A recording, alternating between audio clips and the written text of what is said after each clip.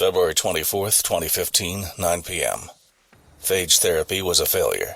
Controlled meningitis symptoms were not achieved due to very effective and rapid DNA replication. Staphylococcus bacteria has been suppressed too fast.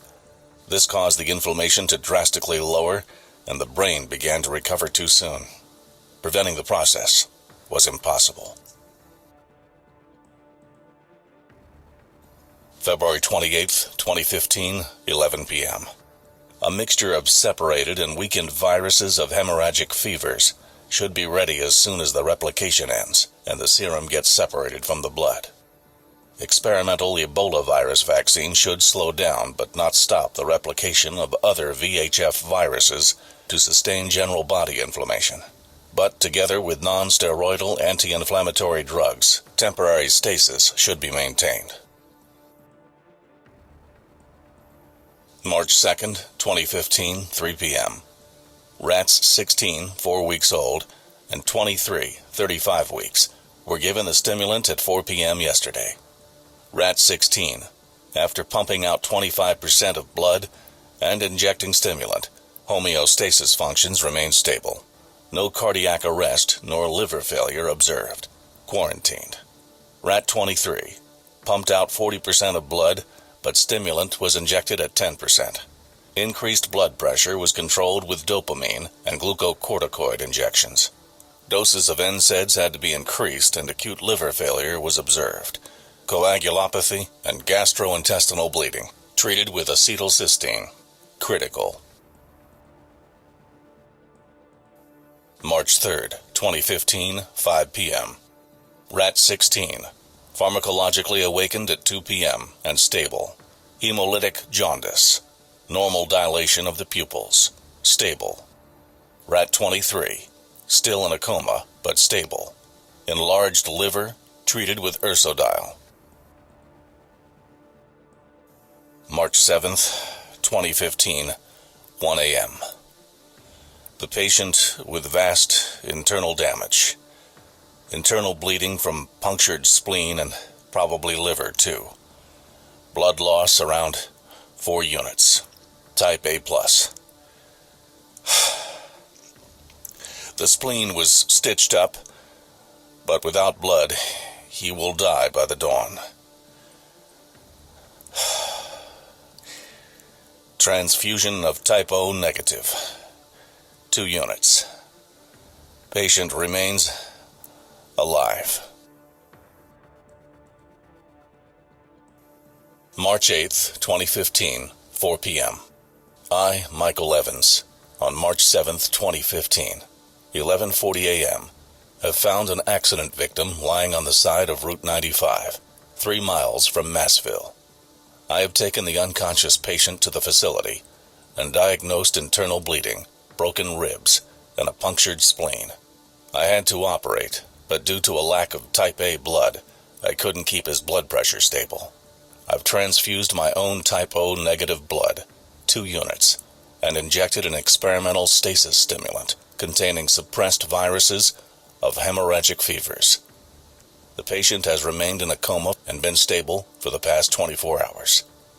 All the described actions were performed directly by myself, without third parties. My assistant, Spike Rockwell, was informed about the fact on March 8th, 2015, and advised me to inform the authorities. March 9th, 2015, 2 p.m. Rats 16 and 23, previously separated, remained quarantined in one single cage.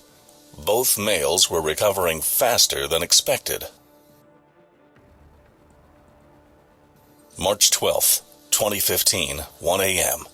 At 9 p.m., patient has awakened and broken 4 stitches, but he immediately tranquilized and given morphine, MS Contin 120/12.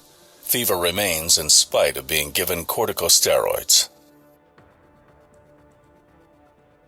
March 14th, 2015, 3 a.m. Patient has had a lumbar puncture and blood taken to be analyzed. Elevated levels of the 14-33 protein led to the conclusion that he also had spongiform encephalopathy. Anyway, this still makes no sense. As such, symptoms appear too early to develop. Cerebrospinal fluid, meningitis, spongiform encephalopathy, blood, rabies, and toxoplasmosis. Small puncture scars all over his body seem to look like bat bites, who spread the rabies. Toxoplasmosis spread due to immune deficiency. Rabies and toxoplasmosis are developed and already untreatable. The patient will die within a couple of weeks, maybe even days. March 17th, 2015, 11 p.m. Current research consentaneously led to the conclusion prion diseases have long or very long incubation period. It seems to be literally impossible to develop such advanced syndromes within a couple of days, maybe even hours. March 18th, 2015, 6 a.m. My patient is dead, but it wasn't his condition which killed him. He got away, jumped off the old control tower, and has been found by the police. He was strapped into the bed. He couldn't have untied himself. March 19th, 2015, 2 a.m. Rat 23's brain autopsy indicates some changes leading to many hormone production malfunctions, including adrenal insufficiency.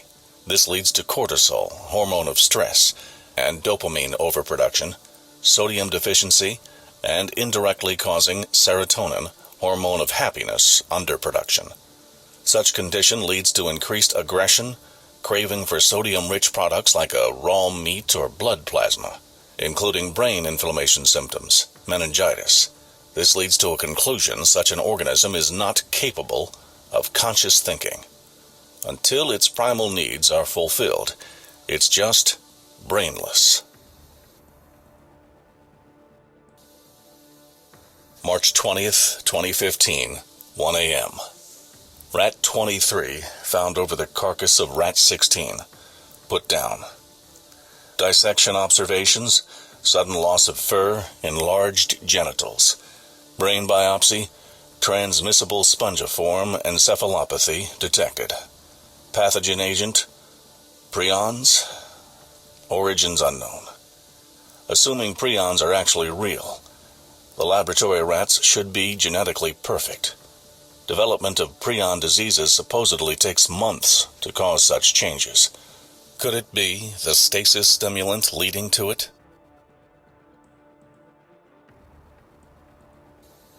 March 20th, 2015, 3 a.m. I've just locked Spike Rockwell in the cage after tranquilizing him. It's not the cerebral palsy causing him limping. He had an accident in New Delhi 6 years ago, and a year after he got a job as my assistant. He's been researching prion diseases for the past 8 years, and he was the one infecting our rats and my patient with prions, which my stasis stimulant affected and enforced an excessive mutation. He was bitten by Rat 23 a couple of days ago and came to me for help, as he's been infected with the same diseases, and now losing his mind, literally.